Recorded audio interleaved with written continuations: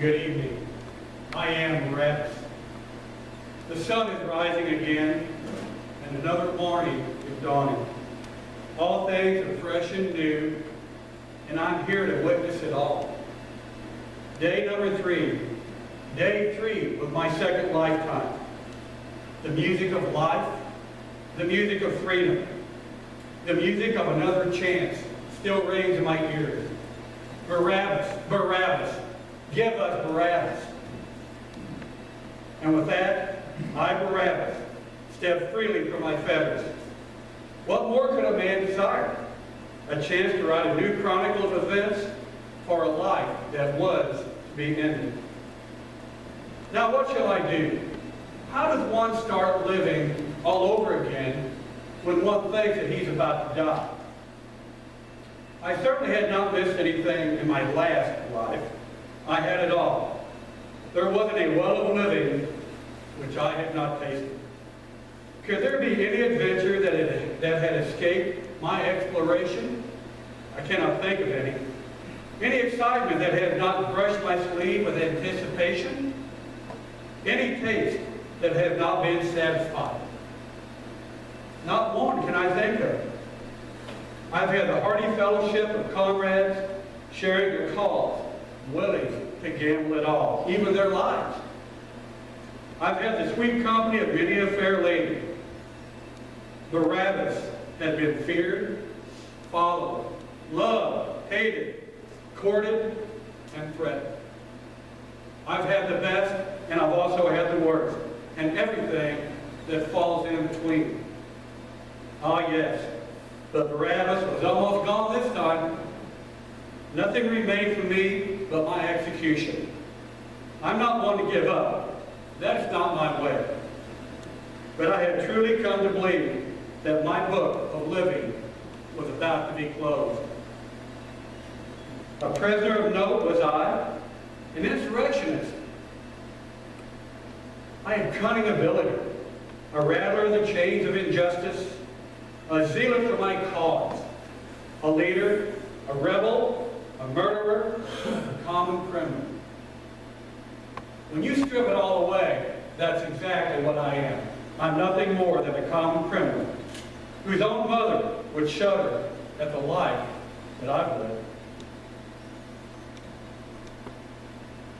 What is this dread that overtakes me, this gloom that follows me? Why can I not find a handle with which to take hold of my new life? For 3 days I have grappled with what must be an eternity of emptiness. In here, in my heart. Old friends, old causes, nothing seems to stir me anymore. It's as if I'm an empty shell, that there's nothing left inside of me. Can this be Barabbas? Guilt, dread, uncertainty? These are not traits of Barabbas. I know what it is. I know what it is. It is him. He who died in my place.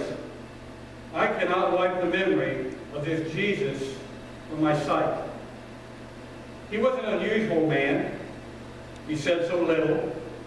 Most men would have withered in humiliation or struck out in anger.